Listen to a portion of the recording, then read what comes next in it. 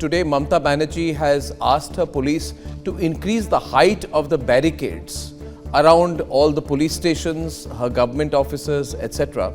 So now the height of the barricades, which was first 4 feet, was raised to 6 feet. And then when there were more and more protesters, the height of the barricades was increased to about 8 feet. Then they were increased to 10 feet. Now Mamata Banerjee has asked the police to increase the height of the barricades to anywhere between 12 to 14 feet. There's a mass of people behind the barricades, and the police's only way to hold the protesters back is to increase the height of the barricades. I am told that the Bengal government is asking for a new set of contractors to come in who will increase the height of the barricades around Nabanna, which is where the state government operates from, around the Lal Bazar police station, the police commissioner's office.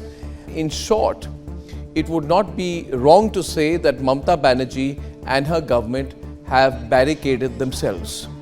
Now, what does this mean?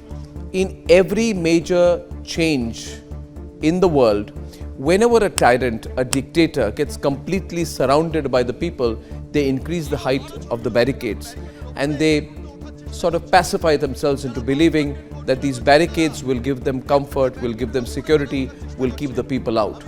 But think about it, viewers. What do you say about a political leader whose only job today is to keep the people out?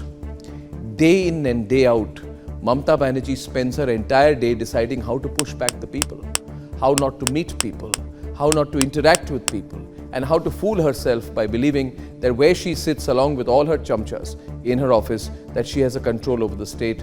The fact is, she's an object of hate and a person, a political leader who's despised across Bengal and across the country today.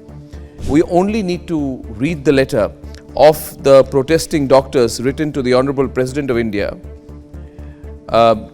Draupadi Murmuji.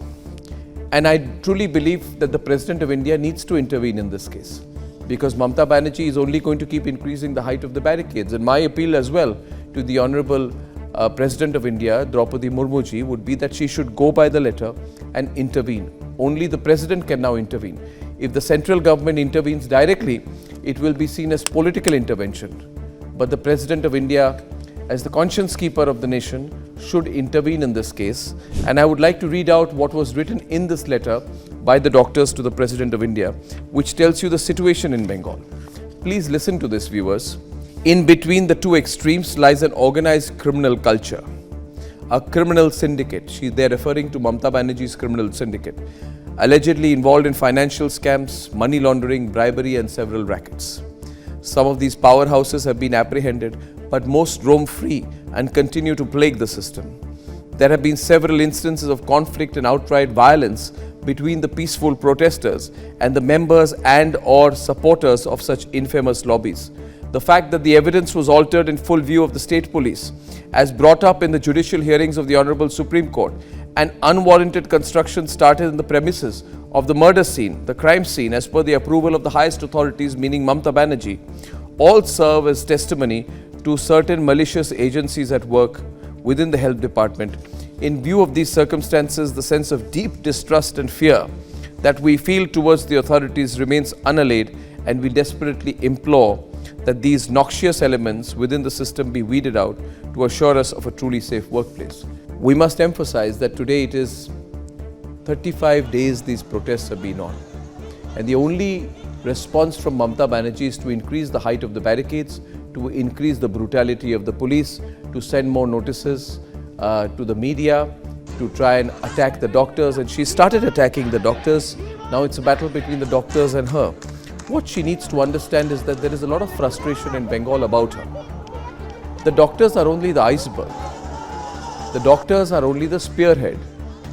This is a movement against Mamata Banerjee. Somebody needs to tell her the truth, that the people have started hating her corruption, hating the gang rapes, the corruption, the tyranny, all that has happened under her watch.